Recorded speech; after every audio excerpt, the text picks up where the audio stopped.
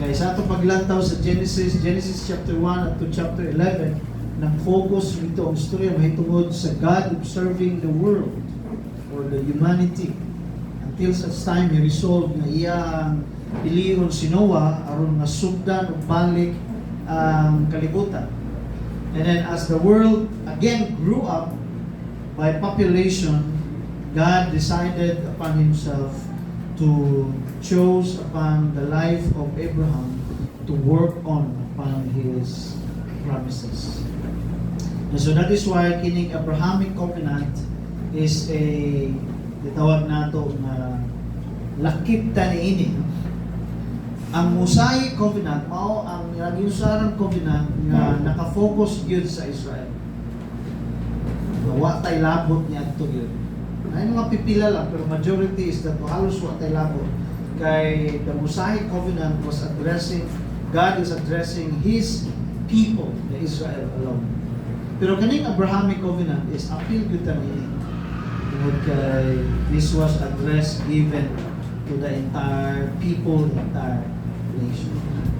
Adunay usa ka known preacher nga wala na siya karon, patay na siya karon. Pero ang iyang gimantala mahitungod sa Genesis 15 yun siya. Kung kunoy usa ka libro, kung pananglitan dakpon siya, ikulong siya in isolation. Yun siya. Unsay usa ka butang nga imong dalaw. Yun siya, I will bring with him a Bible. Ngayon siya, okay, pananglitan. Kung tagaan kag usa ka libro sa Bible, di man pwede dalaon imong tibok Bible. Okay, di na mo i-allow ang tibok Bible nga imong dalaon. Ngayon siya, unsa man sa libro sa Biblia ang imong gusto dalaon. Ngayon siya, Book of Hebrews. Okay, nga naman, tungod kay Book of Hebrews mao'y nag-summarize, mao'y nag-tahi, mao'y nag-connect both the Old Testament and the New Testament. Niya i-explain sa Book of Hebrews ang interconnection of the God's promise and God's plan of salvation diya sa New Testament. So that is why kung na opportunity kung kana iyang basahon, kana iyang dalawang. Pero ingon siya, ingon ang usa ka tawo. The problem is that kung halimbawa di namo i-allow ang Book of Hebrews, unsa may passage in the Bible na gusto nimo basa-basahon lang yun. Kung pananglitan ikulong ka namo. Yun siya. That would be Genesis chapter 15. And so, meaning to say, kaning usa ka preacher nag-ingon siya, kung na may laing passage the greater importance, gusto niyang balik-balikan, that would be Genesis chapter 15. Sige, pangutanan siya, why? Why is that? It is because it is the beginning point wherein God, the sovereign Lord, is beginning to make a promise. Nya di lang gihimo na sa Ginoo kundi iyag yung gisilyuhan iyang saad. So mao nga nindot kayo in Genesis chapter 15. God made a promise to a certain person and then God natawag nato sealed that promise. And so naay mga interesting facts or object na atong makita diri sa Genesis chapter 15. And one clear observation na atong makita diri is that God is all throughout the passage, God is the one who spoke. Siya gyud ang naghimo o daghang istorya niya. At the same time, siya ang mas daghan natong makita na naay gibuhat.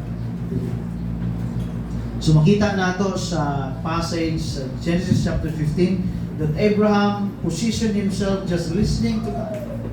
And all throughout sa passage, God is speaking and God is explaining mahitungod sa iyang plano kay Abraham. Unya, kinahanglan sabto natong background ini tungod kay makita nato nga naman nga for the fourth time God revealed to Abraham. In a sense, nga God literally spoke to him. So, ang beginning chapter, ang verse 1 of chapter 15, maghatag ka nato o pamalandong niya. Gingon dire, after this, the word of the Lord came to Abraham in a vision. After this, unsa may pasabot sa after this? So, ang after this diri ilang batala ni mahitungod sa unsa nahitabo sa chapter 14. So, unsa may nahitabo sa chapter 14? Nakigira si Abraham, naa siya giluwas iyang pagumangkon, niya naa siya gibuntog, naa siya gipilding upat ka mga hari. Niya dili lang basta-basta mga hari, the great kings of during his time. Niya because niya na God has given him victory. Niya unsa may nahitabo diri? Si Abraham wa katulog. Na I don't know kung ano struggle of insomnia. Kung di ka katulog sa gabi, niya nagbuntag na lang, di ka katulog. I think, ang nindot na suggestion niya na kung na mo struggle sa insomnia, sulti ang Ginoo kung sa'y na sa inyong una-una. Kunya, ang nindot rin sa naitabo sa akong passage is that wa na gihulat ni God si Abraham ng istorya sa iyang gihuna-una. It was God who actually knew kung sa exactly nagdagan sa mind ni Abraham mao nang iyang istorya si Abraham. And so number one, what troubles Abraham is that he is actually afraid. Nganong nahadlok man si Abraham? Tungod kay nahadlok siya, tungod kay si Abraham, he is not a king. And at the same time, he is a foreigner sa land. Kunya, wala siya fortified city or established city. Wala siya enough resources para gitawag nato to defend himself. In fact, ang iyang lugar wala gitawag na syudad. He is living somewhere else and he is living in tents. He is trying to manage his life in his own, depending upon God's provision.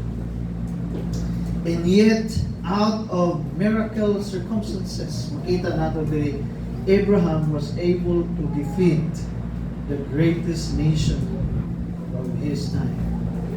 Dini nato makita ang first national or global conflict nga nahitabo. Pero kinsay nipildi sa mga hari kaniadto? Usa ka simpleng tao, simpleng mag-uuma ang nipildi nila. Nasumaw na si Abraham, hadlok siya kay usa na lang may tabo niya kung balikan siya sa upat ka mga hari. Kisa may mutabang niya. Usa may iyahang depensan. Nakadaog siya kay nga naman gigamit niya ang iyahang wisdom. Kay pila ra gud ang sundalo nga iyang dala, di ba? Sa chapter 14 pila ra iyang sundalo, 318. Moro na iyang dala. Niya nisulong siya during the night. Gigamit niya yung wisdom para mapildi sila. What did siya nagpataka? Strategy niya yung gihimo. Mo na nakadaog siya. Apart from God's favor. He is using strategy. He attacked the four kings at night. Na wala sila kabalo, wala sila nag-expect. So that is why he got the victory. Pero what if mubalik ang mga four kings? Niya magkausa sila. Niya napildi gani nila ang pila ka mga cities and communities. Apil ang Sodom and Gomorrah. Niya kining four kings mao ni ang major kings na sila ang naga-impose o gitawag nato taxation ani nga time. Niya ang Sodom and Gomorrah nag-rebel man sila kay di sila ganahan. So mo ni nga giatuan sila sa four kings of the east. And what happened is that they were defeated. Pero Abraham came and yet they were defeated. So diyan mo masabtan kung siya ka klaseng kung imong i-analyze ang chapter 14, diyan ka makasabot ng pirtig yung hadlukan ni Abraham. Na to the point na God needed his comfort. So he was so disturbed all night and then he cannot sleep. And so that is why God intervened and said, "Do not be afraid." Nakarelate mo sa Ginoo na ni Abraham? Nganong giingon ni sa Ginoo? And this is the first instance in the Bible that God uttered a statement of comfort. Do not be afraid. Kanunay sa Bible mao ni mga lingwahe sa Ginoo. More than 300 times gigamit kini nga statement. But it was used primarily first in the life of Abraham, in which God never sent an angel. he was actually the one who spoke to Abraham. And God said, do not be afraid. Abram, because sa Ginoo niya, I am your shield. Or in other translation, I am your protector. Kung mubalik man ang upat ka mga hari para piliyon, I will protect you. Grabe nga promise. I am your shield. Kunya, ikaduhang abutang nga nakapadisturbo kay Abraham.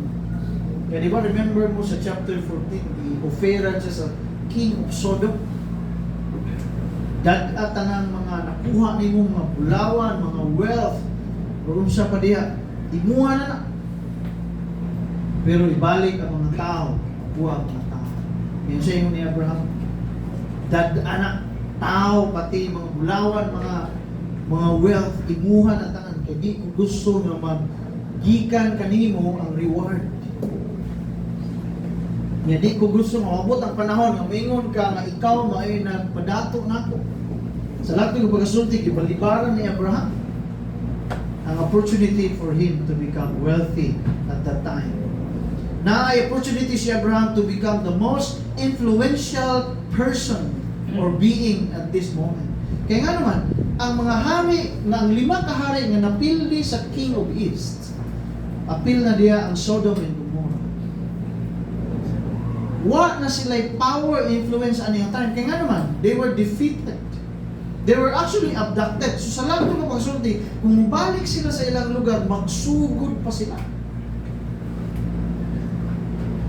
Kinahanglan nilang i-rebuild ang ilang syudad. Kinahanglan nilang i-rebuild ang ilang mga economic standing. Magsugod na. And so Abraham is in a position that he will become actually the most influential person at this time. Nangangta na siya enough power to defend himself. Nangangta siya enough wealth to establish a city for himself. Pero inyon si Abraham, ano wak man ako ito ginapat? Pagkasayang akong ibalibaran. Di na unta ko mahadlok ko, kaya gamiton na ako to para depensahan ang among mga kaugalingon. Nasa opportunity para maghimo siya weapon, sword, or anything. Iyahang padiran ang iyahang lugar para di siya masudlan. Di ka ang italunta na ako to dito. Ano ako man itong ibalibaran? Ano ako man itong giulit? Nabuha na niyo ang punto niya. That is why God came to him and said, no, tama lang ng himo nimo because I am your very great reward. I will reward you. And so therefore, do not be afraid. It is because what you have done is right. Because I am your protector and I am your shield. Muna ikaduha nga nagpadisturbo sa unahuna ni Abraham. Kung ang ikatulo nga nagpadisturbo sa unahuna ni Abraham, kaning idea ba nga? Tigulang na mo siya. Pila edad ni Abraham anong panahon? Panabana mo? Si Abraham, isunod siya sa Ginoo at the age of 75. Okay.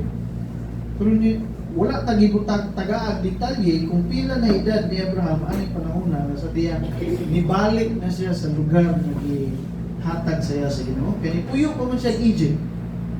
Nibalik siya. Niya, nag-dwell na sila sa land.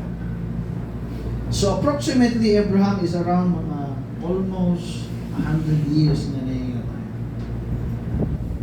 In fact, when God revealed to him, natagaan siya ganak, he is what? He is 99 years old. Niya, dili pa kaayo layo ni mga sinulo. So Abraham approximately nasa mga around 90 or to 95. Ngayon ang iyang edad. No wonder Abraham was very troubled and worried.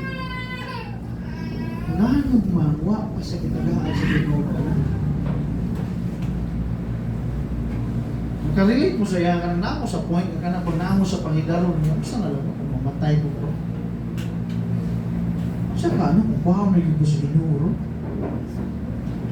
Kisa na may mobilit, kisa na may watiman, kisa, wa tay problema kay ang ato mo na kay kinsa man ato gino kay gano naaman tay mga anak o sa na to. Pero si Abraham yun, yung siya, kisa may akong bilinan. So, wag yun lain. Kining ako ang mayordomo na lang yun. Iyang katiwala na lang iyang himuon nga iyang tagapagmana. Kaya wala siya ng tagaan. So, mo na ginahuna niya. So, kung ako po itong bidawat, itong wealth, itong gihatag sa king of Sodom, saan ko po na ako? Kisa kaya ako tagaan na ito. So, ano ba? So, duha ba? So, mo na nagdagandagan sa una-una ni Abraham. Natay, kung mabalik to sila, magunsa na lang niya ron. Kung niya, may tagigamit na lang natin itong mga wealth niya. So, grabing kabalaka. To the point that Abraham cannot sleep. And then he was actually disturbed. So, nagbuntag na lang, huwag katulog si Abraham. Mao na God spoke to him and said, do not be afraid. It is interesting na makita nato diri Abraham did never come to God in his worry, in his troubles. But what is interesting is that God saw everything, what was happening in his mind. And then the very word, the very statement God uttered during this time is exactly what Abraham wants. And exactly what Abraham was actually thinking. He was worried about their safety, and so therefore God said, I am your shield. He was worried about how he can establish his own financial standing.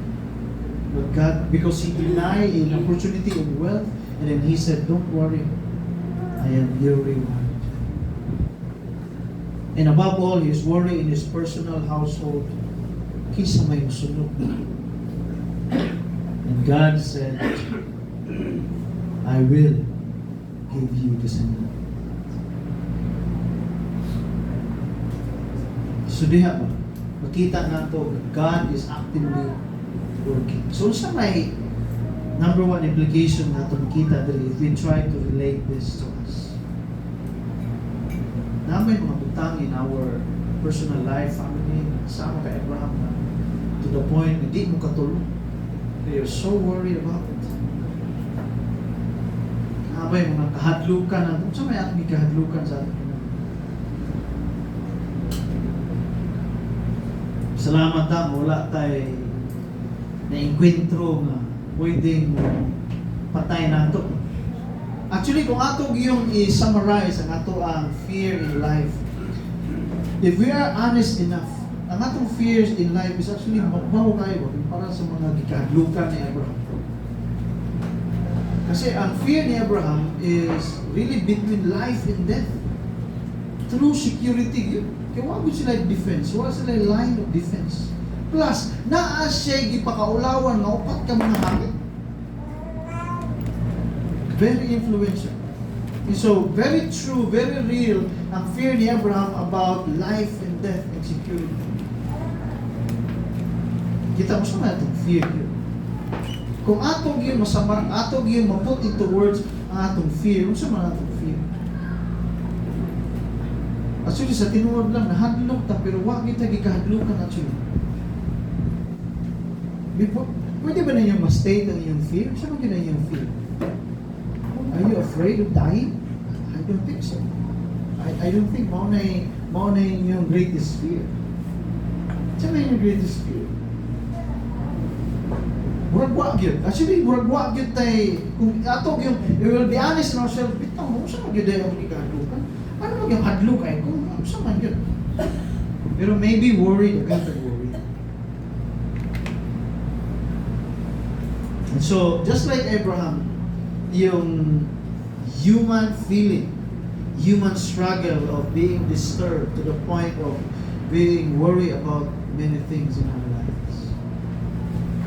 But this brings comfort to mankind.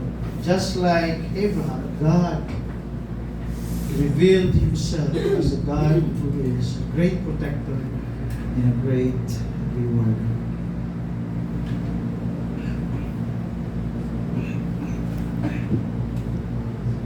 And so padayon sa istorya, Abraham proposed to God nga nganong wa pa man siya tagaga na.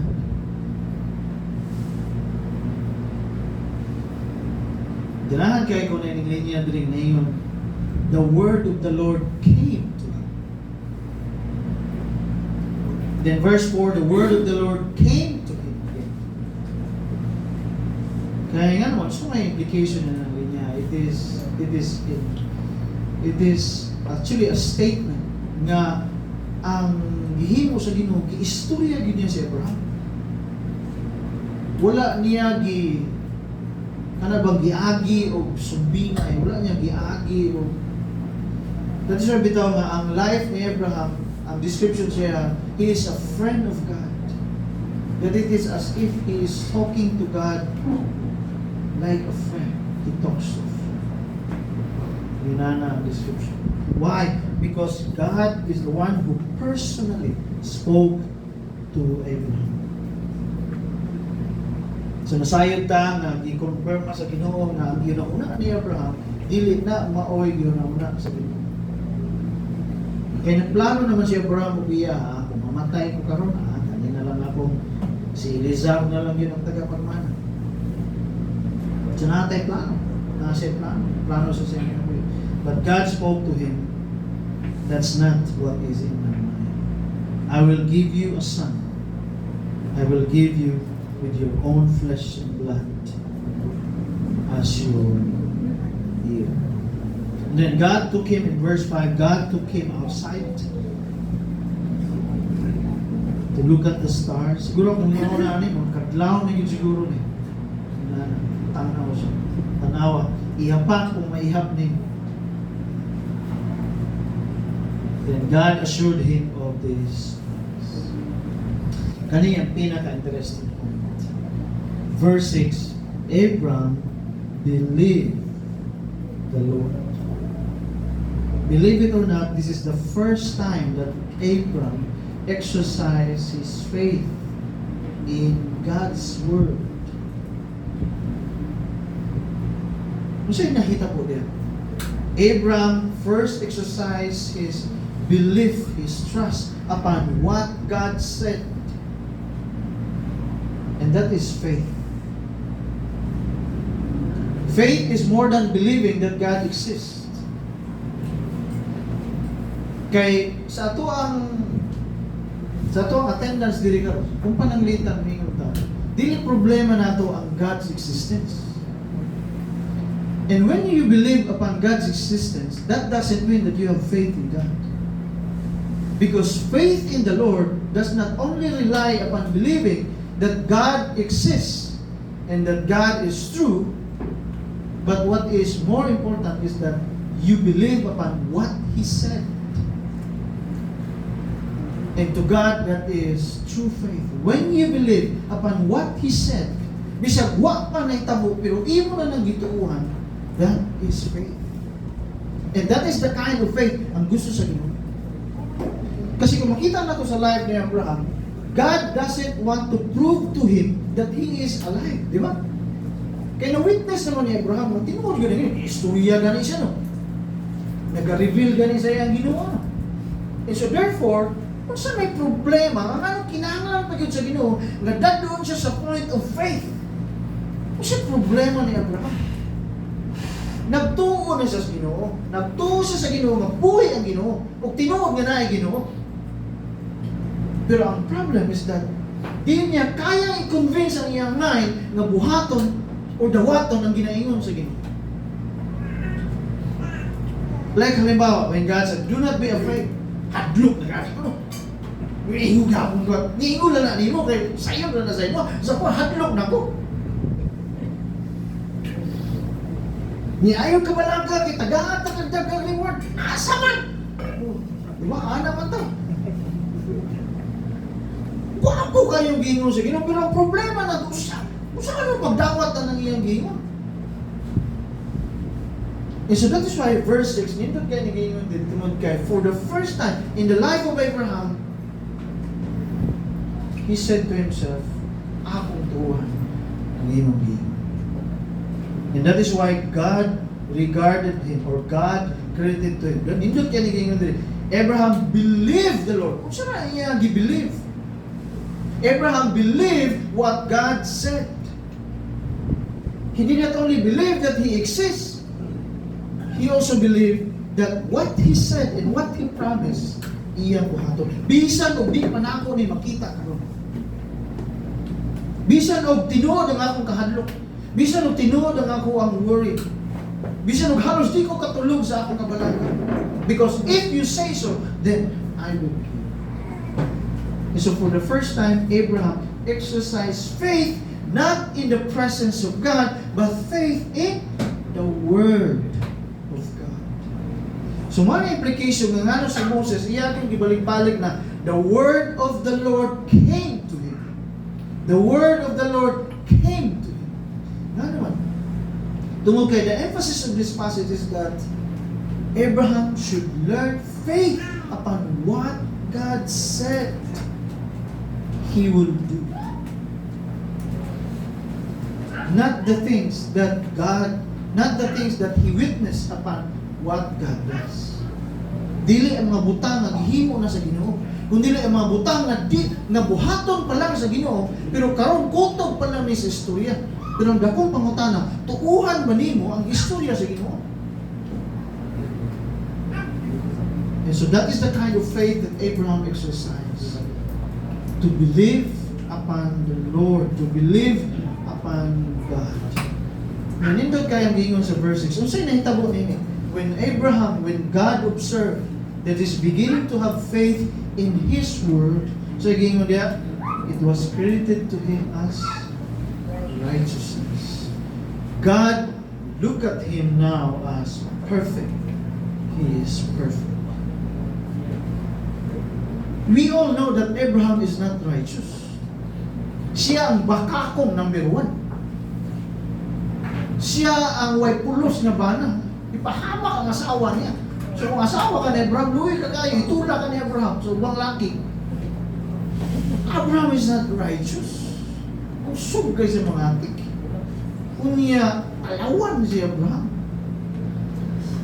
But first time in his life, when he relied upon the Word of God, God looked at him as righteous. Nindot kayo ba? Sa tanang gihimo, sa tanang kapalpakan ni Abraham. Pero tungod kay niabot sa punto sa kinabuhi nga Lord, ako ang gituuhan ang imong gihimo. First time na nahitabo na himo.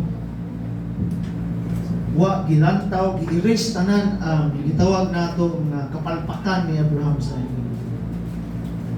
And so that's what faith is. And that's what faith is, to believe upon what God said He would promise and He would do. Then God assured him, yun siya, He also said to him, I am the Lord who brought you out of Ur and the Chaldeans to give you this land and to take possessions of it. Grabe yung assurance ng Ginoo siya. Pero si Abraham, sa verse 9, napag-yun siya, gamay nga duda. Gamay nga duda. Tuo na ko, Lord! Okay, pero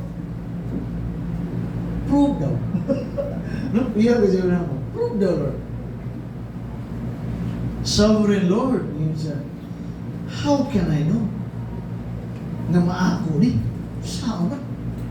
Niguro ko siya Abraham. Niguro siya. Hinduta sa maging Lord. Pero, prueba ba? Prueba. So, dibalik na po siya sa barang. Kung yung mga tanang, paling-paling siya barang ba? Faith in God's Word. Pero, I need concrete evidence, Lord. Na imo ginabuhatan. So that is why with that statement, mao na makasabot ta sa beginning verse 9 nato. Mao ni naghimo ni sa Ginoo. Kay gahi ulo si Abraham, di gid siya mag-convince. Bisag ang Ginoo na ninyo niya, klaro na kay na dumog na niya. Pero I need proof. I need proof. So ingon ang Ginoo, gusto kag prueba? Let's make a contract. But actually it's not contract, a covenant. That is why God entered invited Abraham to enter into a covenant. Kaya gusto mo gijag proof. Gusto gijag legal arrangement. And so that is why God told him, commanded him, okay, bring a heifer, a goat. Sa NIV, wala ka emphasize. Pero sa Lion version, very detailed ang gusto ni God. No? Kung tanawan nato sa Lion version, makita nato diri, yun sa Lion version, bring me, New Living Translation, bring me a 3-year-old. Di pwedeng 2 and a half. Di pwedeng 2 and 9 months. 3-year-old. Okay, you want a contract? Okay, give me exactly what I want. Okay?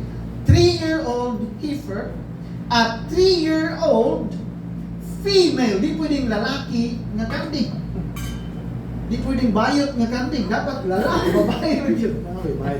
Anyway, God is very specific at this time. Give me 3-year-old heifer and a 3-year-old female goat. Sa NIV, di mo makita na, di ba? Lang, generalize lang. And then, next is 3-year-old ram. Ano yung specific yan sa Ginoo? And then, turtle dove and a young pigeon. Ano yung ipapangita sa Ginoo? So, if you want that, then let's enter into a covenant. And so, nangita si Abraham, yan, ato nakakita siya, iyan gidala sa Ginoo niya. Ngayon ito po din is that God commanded him to cut the animal by half. So, gikan sa ulo, hantod sa tiil, gitunga ni Abraham. Niya, ang position niya is that na ay plain, okay? Unya, ang kaning animals nga gikat, naadri ang pikas bahay, naapod rin ang pikas bahay. Kini medyo lalong, kini medyo taas. So pagtunga ni Abraham, ang dugo niya na nasa tunga, magtapok na. So gihiliran ni Abraham ang mga animals na ipangayo sa Ginoo. So puro dugo ang nasa tunga. Why? Nga naman, because a covenant in Hebrew means beret. In English it means cutting. Covenant means cutting or beret in Hebrew. Kaya ano siya may implication niya na? Ang implication niya is that God allows Abraham to see niya they are entering into a serious formal agreement. Nga ang gihimo sa animals buhaton pod sa tao nga nagsaad kung di iya mahimo ang iyang gisaad. Mo na may tabo diyan. Pero makita nato diri sa gihimo sa Ginoo. So nagpahatag siya niya no. Pero what is mystery diri? What is mystery in this passage is that iba ang gi-reveal ni God kay Abraham during sa iyahang covenant. So wa pa naghatag o wa pa nagsilyo ang Ginoo, gi-present pa lang ang ilahang buhaton, so prepare na. Ang nahitabo is that gipatulog sa Ginoo si Abraham. In other version it says horror or terrifying darkness came upon Abraham. Katulog si Abraham niya, dito nagdamgo siya. Unya pag sariyang nagdamgo siya, gibutang sa Ginoo sa iya unsa iyang gidamgo. Ang gidamgo niya is God revealed to him na ang Israelites or his descendants would live in a foreign land. Verse 13. And then they will be oppressed and be slaves for 400 years. So sa may nahitabo diri, siya gihimo sa Ginoo diri. Di ba Abraham wanted a proof? Gusto siya og immediate result na makita. Ang giingon siya sa Ginoo is that kung gusto gyud nimong sabton ning akong giingon sa imo, di gyud ka kasabot. Kay daghan pag mahitabo bago ni mahitabo. Usa may rason nga ngano nga wa dayon gihatag sa Ginoo ang iyang giingon na promise of descendants ni Abraham. Because during this time, there are people living in the land. Dili lang si Abraham ang nagpuyo. Na ginatawag nato ng mga Perizzites, Rephites, Amorites, Termites, Canaanites, mga parasites. No, ay daghang nagpuyo dili. Nya dili pwede nga papaso ni sila sa Ginoo without proper exercise of justice. Because God is God. Karelate mo? Because He is God, kinahanglan na ay gitawag nato nga proper exercise of execution of justice. Sumao nga ingon ang Ginoo, gisaad niya pero di pa ni mahitabo dayon kay ngano na ay mas lawon nga butang na i-consider ang Dios. So gipakita diri sa Ginoo nga nakoy plano nimo. Pero di gid nimo ni masabtan. Pero kay gusto man kag prueba, sige. Inom ta ka nga tan-aw na to kung kaya nimong dawaton ni. Imagine na nagsaad ang Ginoo og descendants pero ang buhaton sa Ginoo iya sa palisdan-lisdan. So kung ako si Abraham may kung ayaw ko tagayin anak ko mag-antos man na sila for 400 years in slavery. Pero gusto man ni Abraham samtong yun. Gusto niyang tugkaron ang giingon sa Ginoo. Gusto niya prueba nga buhaton niya sa Ginoo. And so that is why God spoke to him in a dream. Ginan sa Ginoo. Mahitabo ni after 400 years. Di pa ni mahitabo ba yan? Why? There are other major things na kinahanglan i-consider sa Ginoo aron iyang mahatag ang iyang gisaad kay Abraham. What does this passage tell us? Iyon ani ka-sovereign ang Ginoo nga everything is under His control. Di pwedeng mawala. Di pwede nga niingon ang Ginoo nga nisaad siya nimo ni automatic buhaton dayon na niya. Kaya nga naman, there are other deeper things nga i-consider sa Ginoo bago na mahitabo. Mabitaw gani, lisod sabto na Ginoo. You cannot. Why? So maingon sa book of Numbers. He has not the mind of man. He does not change. Ang iyang hunahuna dili sama sa atong hunahuna. Ang iyang plano dili sama sa atong plano. Nindot ang plano sa Ginoo pero mas lawom ang concern nga gilantang ko sa Ginoo. Nagsaad siya maayo kay Abraham. Pero sama na may laing tao ang kinahanglan i-consider sa Ginoo. That is why he must trust God in this time. Kaya di man pwede pamatyon sa Ginoo ang mga tao niya itong panahon. Ano sama siya nga klase nga Diyos kung yan pamatyon niya ang walay rason. Nga nganong gialaw ni sa Ginoo kay sa ingon diha God waited, di ba? Tungod kay ang mga sala sa mga tao na ining panahona wa pagyud musangko sa gantangan. In our expression, mo na siya wa pa mapuno. Wa pa mapuno. So di pwede sa Ginoo buhaton ang iyang promise without considering other people at this time. That is why he must wait and must trust God in His will. Mo ni gihimo ni sa Ginoo kay pasabto ka. Gusto ni mo proof karon, pero sa tinuod lang mauni ang mahitabo.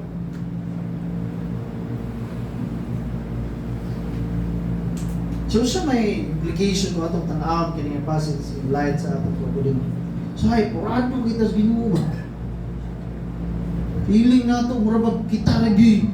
Kita ray tao ni kalibutan, kita na ay panginahanglan. Lord, asa naman? Asa naman? Asa naman yung akong kinabuhi? Feeling ikaw rin naglisod. Ang feeling nato kita ray nasakitan, kita ray gidaw-daw, kita ray alaot, anak. Nya purado kay ta. Yeah, sometimes ang atong feeling mo, may gihimo, Ginoo. Mo may insulto ka ito kanya sa testimony ba naman? Wa tayo mo-testify kay mo na gihimo, Ginoo siya. Ang kinahanglan pa man ta itulak para mag-testify sa gihimo sa Ginoo. So napangatuod lang na, why gihimo Ginoo? So klaro kay siguro may gihimo Ginoo. So we became, impatient with God.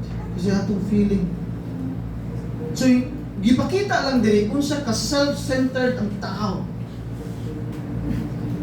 Nakanabang ato ang kuwang diri na, Lord, gusto na akong makita na. Kuha na ito, gisabot ba? Side sa Ginoo, mas loud yun ang lantaw sa Ginoo. And yet, when it happened, when circumstances atong na-experience atong kinabuhi, seems na mura feeling nimo wa tuman ang Ginoo sa iyang gingon, wa siya busaad sa iyang pagkamaayo. Feeling nato he was so slow. So mao nga mas maay pa siguro kita na lang magplano kay mas paspas pa ni tuman kay kung magulat kas Ginoo ayaw na iyang dugay kay na.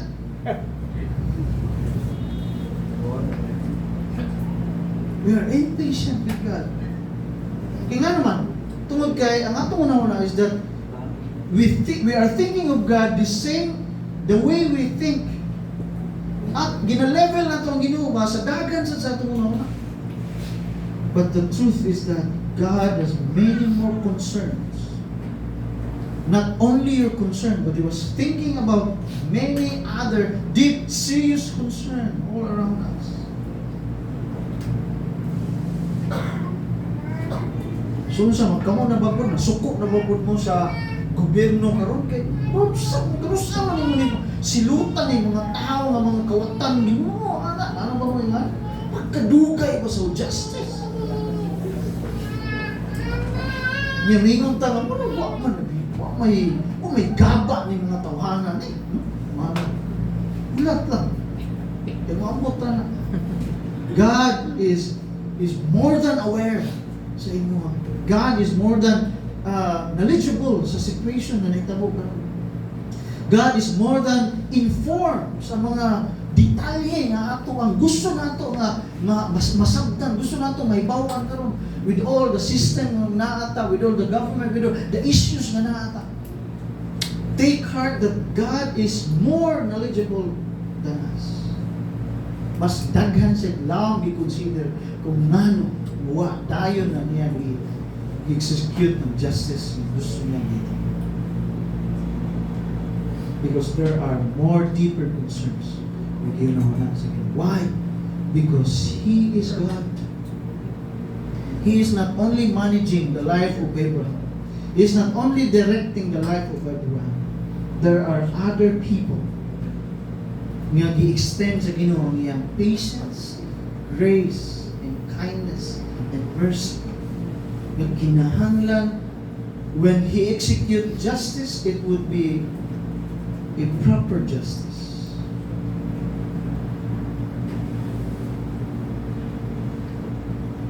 And so that is why God brought Abraham into this covenant. Verse 17, sa menetabo din na ay mysterious object na ni-appear. Yawa na yun. Flaming torch in a fire pot. Moni nag-consume sa blood. Kinsa man ni? Unsa man ni sila? This is the image of God. Wala imposible sa Ginoo. Kaya niyang maghimo mga butang na katingalahan sa atong mga mata. Katingalahan sa atong pananaw. Pero anything is possible with God. So this is His revelation of Himself. And so He came after, sa diya nakatulog na yun si Abraham, sa yawa na sa himalay, God consumed the blood in the sacrifice. So sa may implication na yun, only God enters into a covenant. Supposed to be duha sila ni Abraham. Pero God spared him. Ipatulog siya, so wala siya chance para makita or witness ang ilang contract or panagsahan. It was God who consumed. Kaya nga naman, because this promise does not rely upon the ability of Abraham, but the promise given rely upon the ability of God. That is why it is called covenant, not a contract. It is because God is swearing by Himself. It is covenant, it is because no matter what Abraham did, dili mausab ang giingon sa Ginoo. Niya makita nato in a series of another story diri sa Genesis. Nakasala naman pud si Abraham. Naminaw siya siyang asawa, niya namakak na pud siya.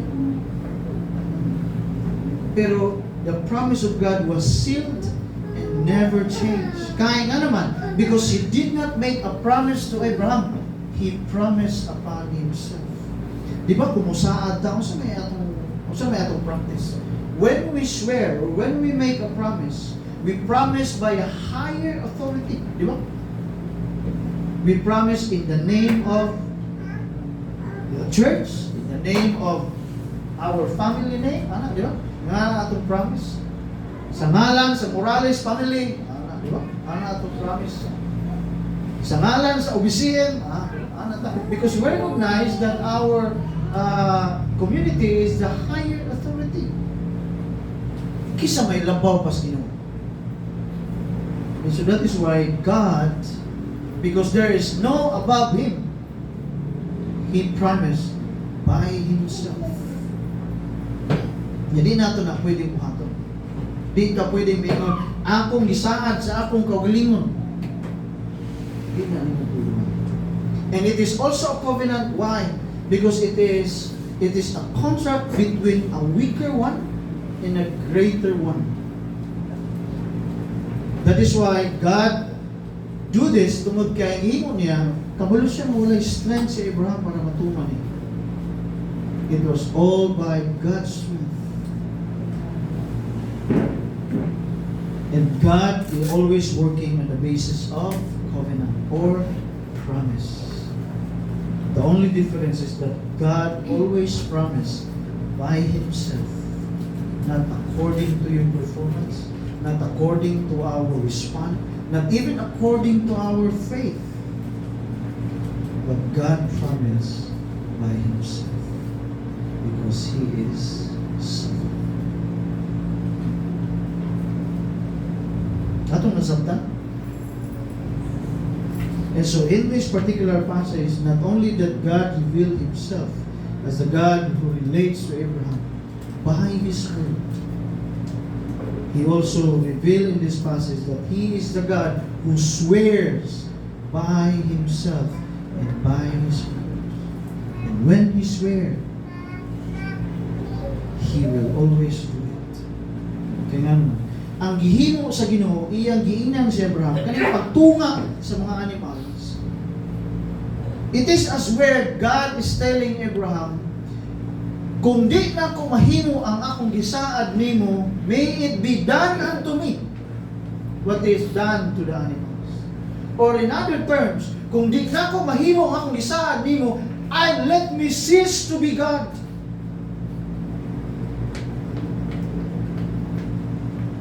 Pero pwede mo nang buhaton sa Ginoo? Can He cease to be God? Can we cut off God? No. God is immovable. God is untouchable. God is always ever existing. You cannot cut off God. You cannot stop God. And so that is why God swears by Himself, because whatever He declares, it will surely come to a completion. Because He is the God who promised by His power, by His strength, and by His name.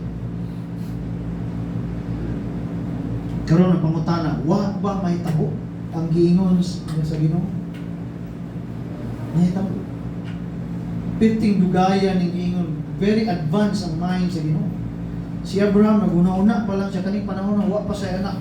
Pero ang giingon sa Ginoo sa iya, 400 siguro. We're not talking about 400 years difference. We're talking about 2,000 plus years difference. Kasi niagi pa Abraham, niya pa si Moses. Daghan pag nahitabo in between that. Niya after Moses, nikapat pag 400 years.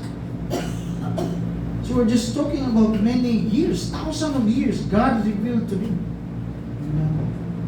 So kung wa ka kasabot sa imong kinabuhi karon, samot nga di ka kasabot, kung sultihan ka tanan sa Ginoo, sa mahitabo, sa kaugmaon, naglibog na kayo ka sa imong present life, kung saan na lang kung makabalo ka sa imong future, ayaw na lang. Morning ginaingon sa Ginoo, gusto di ka makabalo, ayaw na lang.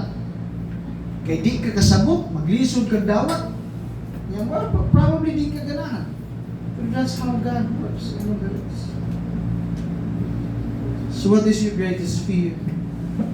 What disturbs you at present? Because that is nothing compared beyond sa makita sa Ginoo sa atong kinabuhi. He sees thousands of years from what you can perceive today. And if you are fearful and worry about your life now, be comforted with the idea that God can see many years ahead of us. Nya, di ganit ta kabasa sa atong palad, no? Di ganit ta kasabot sa atong future, no? Wa ganit tay certainty sa atong future. Pero kanang future mo na nagdisturbo nato. Kanang future mo ginay pandamay kayo. Imo na naghatag nato worry gyud. Mo gani nga, we need to rely upon what God said and has promised unto us. And so if God's comfort and promise to Abraham is on His promise at present and even at future, then if we have faith in the Word of God, then the same character and the same promise na atong madawat usab sa Ginoo, that He is sovereign, He is beyond your understanding, He is beyond your comprehension. And what is interesting is that He is faithful to what He said, because what He said will surely be done and will be completed in your life.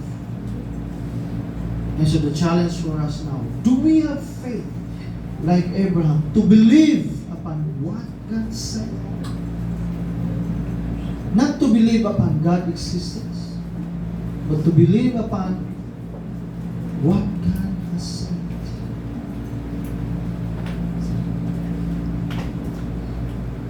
Tuo ba mo nga kaya mong luwason sa Ginoo? Tuo ba mo nga ang gingon sa Ginoo na only Christ can be saved? So kung mauna, then let's put our faith in that word of the Lord. So sa lahat ng pagkasulti, napay mas lawang ang concern na Ginoo sa atong kinabuhi. Only if we will trust Him enough to be the God of His Word, the God who fulfills His promise. This is the kind of God that reveals to you and me. And this is the same God whom we can still trust Him by His Word. By His Word. Lord Jesus, we honor and thank you, Lord, for the privilege na imong gipadayag kini imong pulong nga kaniadto pa Ginoo. Pero salamat nga sa diyang amo siyang gilataw karon adunay mas lawom nga implication kini sa amin.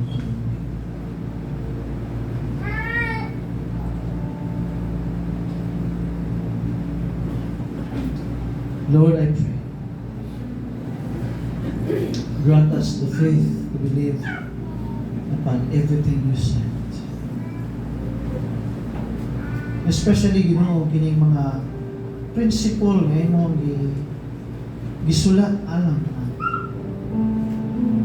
Kung among itandi ang among kinabuhi sa mga tao nga imong gitawag kaniadto sa among kay Abraham, we are far better today. Tungod kay aduna mi pulong promise nga pwede namong balik-balikan Ginoo. Aduna yung mga words of revelation nga imong gihatag kanamo nga pwede namong tan-awon karon.